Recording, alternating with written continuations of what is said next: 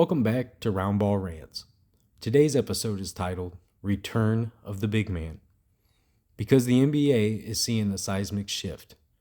For nearly a decade, the game was all about small ball, three-point barrages, and pace and space offenses. But lately, something's changed.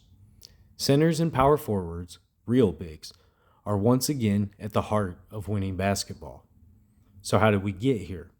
Why is the paint suddenly popular again?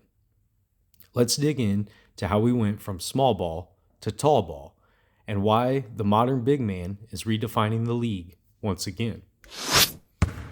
Let's rewind to the mid-2010s. The Golden State Warriors, led by Stephen Curry and Klay Thompson, changed everything. From 2014 to 2019, the Warriors attempted nearly 30 three-pointers per game, leading the league and inspiring everyone else to follow suit. By 2019, teams like the Houston Rockets were averaging an astonishing 45 threes per game. Between 2012 and 2019, the average post-up frequency in the NBA dropped from 11% of possessions to under 4%. Teams were dumping traditional centers for stretch fours who could shoot. Offenses wanted spacing, not size. The NBA became a shooter's paradise, but defenses adjusted, and eventually, the pendulum started to swing back. What makes that shift even clearer, league-wide three-point attempts exploded. In 2011 and 12, the average three-point attempt rate was 22.6% of field goal attempts. By 2018 and 19, teams were averaging roughly 32 three-point attempts per game. And by the early 2020s, that number jumped to 35.8 per game, more than triple the early 2000s average. And it wasn't just about attempts. Teams were also spacing the floor differently. The share of shots coming from 10 feet to the three-point line dropped from around 39% to just 14%. The logic: take fewer mid-range shots, jack more threes, stretch the defense, and run more. That was a small ball blueprint that dominated for years. But as teams increasingly traded height for spacing, they began losing control of the glass, rim protection, and interior scoring. The league reached a breaking point where math and muscle finally met, and that's where the revival of size begins. In the last 3 seasons, we've seen a measurable statistical swing toward interior play. Teams that once lived or died by the three are rediscovering how efficient the paint can be. According to NBA stats, points in the paint jumped from 46.0 per game in 2018 and 19 to 52.4 in 2024 and 25, the highest average since tracking began. At the same time, league-wide three-point accuracy dipped from 36.7% in 2021 to 35.1% in 2025, a subtle but costly shift of roughly 4 points per game on the scoreboard. Efficiency inside has quietly become the safer bet again. The pendulum really started to move when coaches realized they couldn't survive without reliable interior production. From 2018 to 2022, small ball lineups, 5 players 6'8" and under, appeared in about 22% of total possessions. Last season, that dropped to just 13%, while 2 big lineups climbed back above 19%, their highest mark since 2015. Size is fashionable again because it wins. We can also see it in the rebounding trends. League-wide offensive rebounding rate bottomed out at 21.7% in 2019, a modern era low. Since then, it's crept up each year, reaching 24.3% in 2025, as teams prioritize second chance points. Paint touches per game are up 12% compared to 2021. Those are not stylistic blips, they're structural adjustments. And the analytics back it. The average shot at the rim now yields 1.27 points per possession compared to 1.08 for an average three-pointer. Front offices that once preached threes or layups only have realized that if you have an elite finisher, the math actually favors the post. That's why teams like Denver, Philadelphia, and San Antonio run more offense through their centers than any franchise since 2012. The MVP voting tells the same story. From 16 to 20, guards won 4 of the 5 trophies. And then since 2021, every MVP has been a center or power forward. In 2024 and 25, 5 of the top 10 per leaders were traditional bigs: Jokić, Embiid, Wembanyama, Sabonis, and Towns. Per and win shares have become size-friendly again because the value of rim control and high-efficiency scoring is back in vogue. Lastly, defensive metrics complete the picture. Rim protection, once considered expendable in switch-heavy defenses, is now central again. Teams that ranked top 5 in opponent field goal percentage at the rim in 2024 and 25, Minnesota, Boston, Orlando, Denver, and New York, all made the playoffs. That correlation is hard to ignore. When you guard the cup, you extend your season. So it isn't nostalgia, it's data. The league's shifting efficiency numbers, lineup trends, and award voting all show the same thing. The big man never disappeared. The game simply needed to remember how valuable he really is. The modern center is no longer a one-dimensional paint dweller. He's a hybrid, part passer, part playmaker, part rim protector. Nikola Jokić didn't just redefine what a center could be, he redefined what a point guard looks like. We've entered a new era where big men can do it all.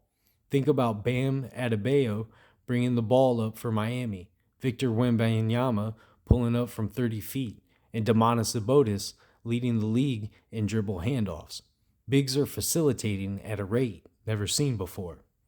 The average assist rate for centers league-wide has climbed from 7.4% in 2015 to 12.1% in 2025. That's massive. It reflects a tactical evolution. Teams now build offenses around their bigs' decision-making, not just their size. But here's the key. Not every modern center needs to be Jokić. Plenty of bigs are redefining the position in other ways. Take Miles Turner in Indiana. He's not running the offense, but he's anchoring one of the league's most balanced defenses. Turner averaged 2.3 blocks per game in 2024 and 25, while shooting 37% from 3. That combination, rim protection and spacing, is exactly what coaches dream of.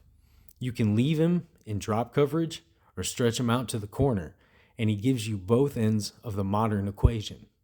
Then there's Bam in Miami, a perfect hybrid of grit and skill.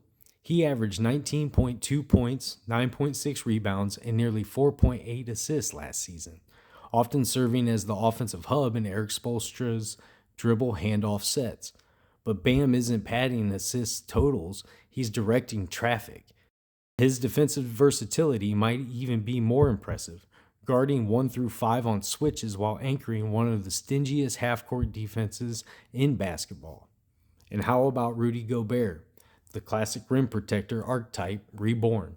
After critics said he couldn't survive in the modern switch-heavy game, he turned around and posted the league's best defensive rating, 108.1, helping Minnesota finish top 5 in defensive efficiency. Gobert reminds teams that there's still massive value in controlling the paint, the kind of player who changes your entire defensive identity without needing touches on offense.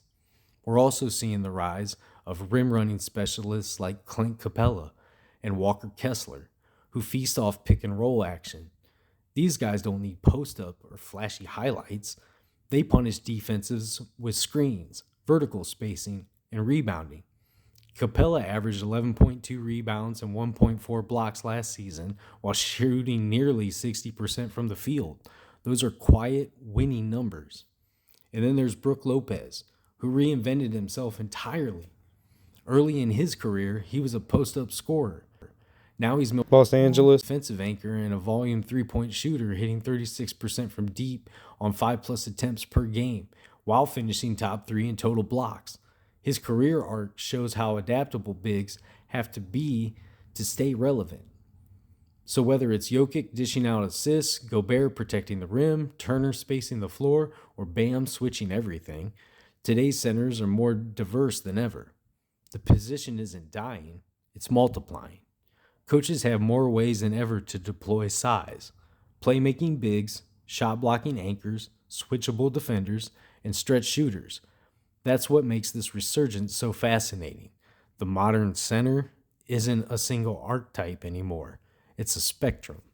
Teams aren't asking whether they need a big man, they're asking what kind of big best fits our identity. Is it Nikola Jokić, the playmaking maestro? Jokić averaged 29.6 points, 12.7 rebounds, and 10.2 assists per game in 24 and 25. He leads centers in playmaking, controlling the pace, and creating offense from the elbow. His 57.6% field goal rate proves his efficiency and dominance. He's changed how teams view the center position. A true facilitator can dictate the game without needing a traditional post-up role. Or is it Joel Embiid, the dominant bridge? Embiid averaged 23.8 points, 8.2 rebounds, and 4.5 assists, demonstrating post scoring combined with perimeter shooting, 34% from deep. Defensively, he remains a top 10 rim protector. Embiid bridges traditional and modern approaches, a dominant interior presence with enough range to force defenses to adapt. Or how about DeAndre Ayton, the modern anchor? Ayton posted 14.4 points and 10.12 rebounds per game on 56.6% shooting, ranking top 15 in rebounding rate. While not flashy like Jokić, he creates spacing, screens effectively, and provides defensive consistency. Role-oriented bigs like Ayton have proven to be essential for team success in today's NBA. Or is it the future, Victor Wembanyama? At 7'5", Wembanyama averaged 20.1 points, 10.6 rebounds, and 3.7 blocks as a rookie, shooting 34% from 3 and guarding multiple positions. He represents the ultimate evolution, a rim protector who stretches the floor. He's the blueprint for the next decade of dominant bigs. The return of the big man isn't a fad, it's a course correction. The league stretched as far as it could towards the perimeter, and now it's finding balance. You can still win with elite shooting, but you need a backbone, a rebounder, a shot blocker, a post threat. The irony? The analytics era that once pushed big men out of the game is the same data that brought them back. Efficiency in the paint, offensive rebounds, and rim protection all have measurable impacts on wins. Teams that can control the glass and finish at the rim consistently are outperforming those who rely solely on perimeter shooting. Take Denver and Philadelphia, for instance. Both have built their offenses around their big men. Jokić and Embiid are not just scoring, they are initiating offense, creating spacing, and drawing defensive attention that opens up opportunities for guards and wings. Their presence changes how every team plays against them. Analytics show that when either player is on the court, their team sees a 3 to 5% increase in overall offensive efficiency compared to lineups without them. That's the kind of margin that wins playoff series. And defensively, the story is just as compelling. Teams with elite rim protectors and switchable big men limit opponent scoring at the rim to league-leading percentages. For example, Gobert's Minnesota team allowed just 52.3% shooting at the rim, among the top 5 in the league. Bigs aren't just fillers anymore. They dictate defensive identity and force opponents to take tough, low-efficiency shots. Another factor is roster construction. Front offices now understand that elite shooting and spacing are important, but without a dominant interior presence, defenses collapse on perimeter scorers. Teams are actively seeking players who can stretch the floor and defend, creating a new premium for versatile bigs in trades, drafts, and free agency. This trend is reflected in the 2025 salary cap allocations. Top tier centers are earning salaries rivaling star guards, something almost unheard of a decade ago. The shift also impacts small ball lineups. Coaches aren't abandoning them, but they are using them more situationally for pace or matchups, rather than as a default identity. Two big lineups now lead many playoff teams, and the correlation between lineup size and winning has strengthened in the last 3 seasons. The lesson is clear. Small ball has utility, but a true championship contender still needs a dominant inside presence. Even young players entering the league are adapting. Rookies like Wembanyama are being trained to operate as multidimensional centers, able to shoot from distance, defend multiple positions, and handle the ball in transition. The league's evolution is accelerating, but in a way that centers and power forwards are central to success. Ultimately, what this means is that basketball is finding a new equilibrium. The pendulum of style has swung, but not back to the old ways. The game now values versatility, the ability to switch, pass, and shoot from the big man position while maintaining traditional skills like rebounding and rim protection. Teams that strike the right balance are the ones that will dominate in the next decade. So for fans, coaches, and analysts, the message is clear. The paint is once again prime real estate. And the modern big man is the key to unlocking both ends of the floor. The future is big, literally. And that's going to do it for today's Round Ball Rant. But before we wrap up, I want to hear from you. We've talked stats, trends, and the rise of giants. But where do you stand? Is the big man renaissance for real, or just another swing before the shooters take back over? Hit the Round Ball Rants hotline 216-452-8813 and sound off. Tell me which big man you think is changing the game. Is it Jokić, Embiid, Wemby, Bam, or someone flying under the radar? Call in, drop your rant, and you might just hear yourself on the next episode. No soft takes, no fence setting. Bring the smoke. Back it up with numbers, passion, or pure gut feeling. Whatever you've got, let it fly. Again, that's 216-452-8813. The line's open right now. Don't just talk about the game, be part of it. Because here at Round Ball Rants, we don't just whisper opinions, we slam dunk them. So until next time, keep your takes bold, your handles tight, and your faith in the paint, because the big man is back. And the game just got a whole lot tougher. For Round Ball Rants, I'm Vincent Cooper. Thank you for another listen. And remember, it's not just basketball, it's therapy with a bounce.